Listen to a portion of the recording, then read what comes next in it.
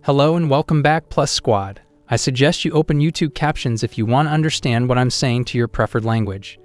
Today we recap The Wind Rises, dedicated to a real-life legend named Jiro Horikoshi, who dreams to become an air fighter pilot. But due to the fact that he is nearsighted, he must let go of that dream.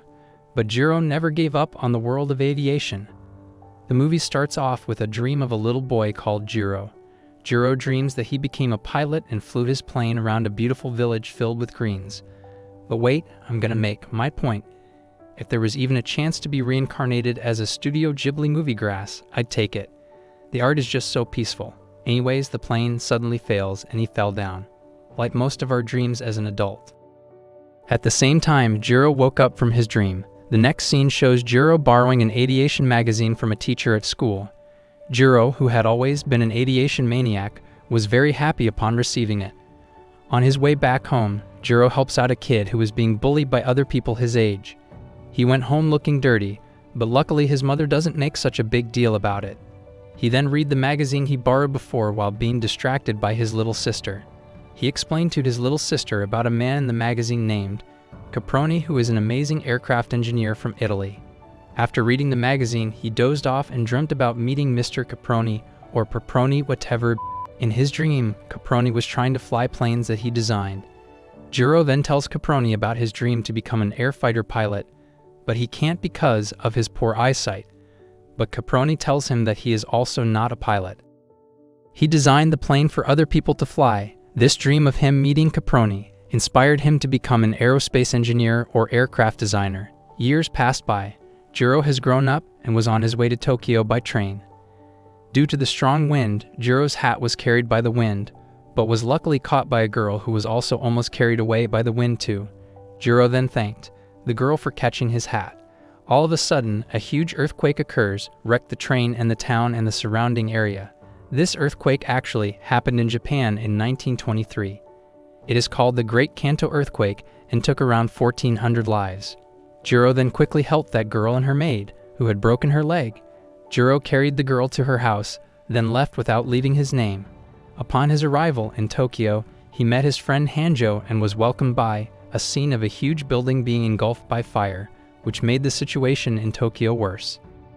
After a few years, Tokyo finally recovered and Jiro is now a college student at the University of Tokyo. He took inspiration to design his aircraft from a bone of mackerel that he usually eats during his lunch, as he finds the arch formed by that bone. Very beautiful. Meanwhile, I get ideas about life while I'm sitting in the bathroom, so you get the point. There's shit. One day, Jiro received a package from a little girl that he saved on the train. Upon receiving it, Jiro runs outside hoping to see the girl, but found no one outside. Disappointed, Jiro walks home with a very sad expression.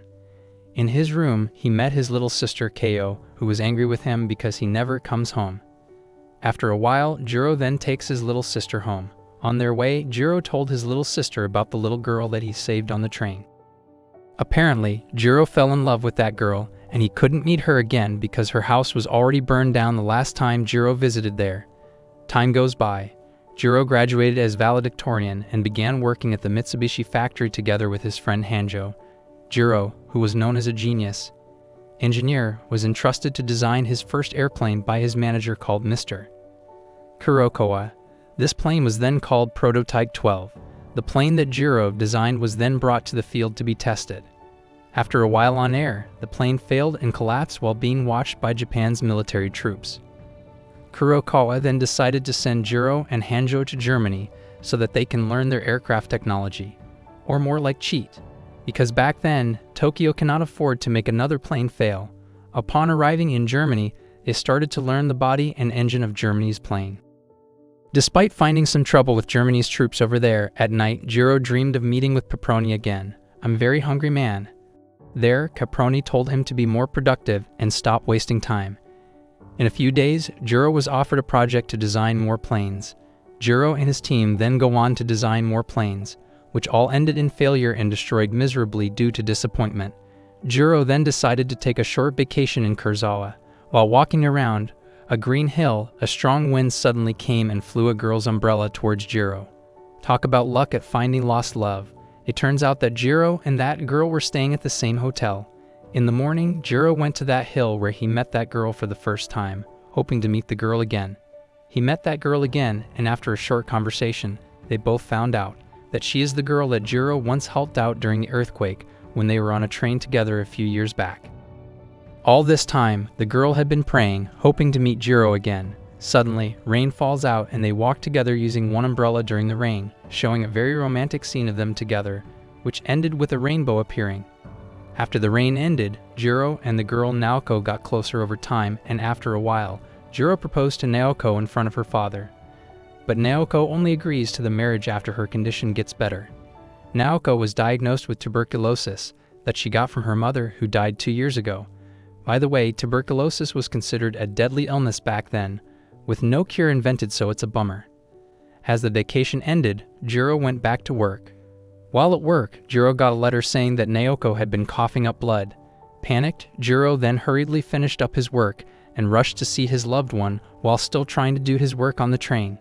With dropping tears, Jiro then arrived at Naoko's house and hugged Naoko on her bed immediately after seeing her.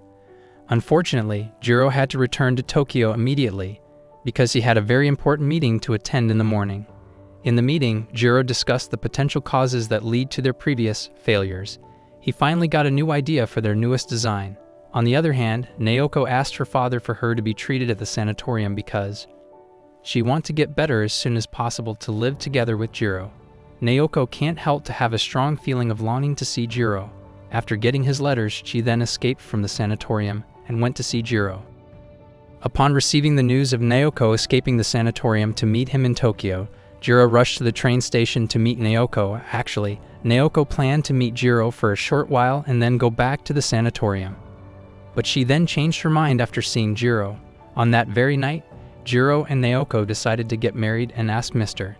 and Mrs. Kurokawa to be their witness. The wedding ceremony then went very well despite Naoko's condition and getting worse. On the next day, Keo, who is already a doctor, went to visit her brother. She told him that she is disappointed with Jiro not trying to get her back to the sanatorium. She then told him that their marriage won't last much longer at this rate. It turns out that it was the exact reason why Jiro wanted to spend as much time as possible with Naoko, because every second matters for the both of them. On the other hand, Jiro can't just leave his work. He didn't want to lose his time together with Naoko, but also want to finish his new airplane project. His newest plane was called Mitsubishi A6M0, which was expected to be Japan's best aircraft. The plane's flight test was to be conducted on the day after. Jiro then asked for Naoko's prayer so that the plane can fly and pass the flight test. On the day of the test, Jiro says goodbye to Naoko before going to the test time. This is their last time seeing each other. Naoko hurriedly left Kurokawa's house. When Koyo and Mrs. Kurokawa checked Jiro's room, they found a letter from Naoko saying that she will return to the sanatorium. Keo felt that Naoko left because she didn't want Jiro to see her death. On the testing site, Jiro's plane soared through the sky. Everyone looked happy except Jiro. Suddenly, a strong wind came, which was a sign of Naoko's departure from the world. At the end of the story, Jiro was having his final dream. In his dream, he met Caproni again. Jiro said that he regretted the fact that his plane was used in the war and had caused so many casualties while acknowledging it. We also see Naoko for the last time telling him to live his life and let the wind keep blowing, then disappeared with the wind that rises. And the movie ends here, although none of Jiro's planes returned from the war as Japan lost the war. In the end, as Caproni said, planes are a beautiful dream, cursed dream waiting for the sky to swallow them up one day, implying that it is okay to dream. Sometimes they won't work out, but what matters is the journey in between while you fought for them. Man, Ghibli movies really leaves us feeling some sort of way by the end of their movies. If you want us to recap any other movie from the Studio Ghibli, make sure to subscribe and comment down below. Sayonara.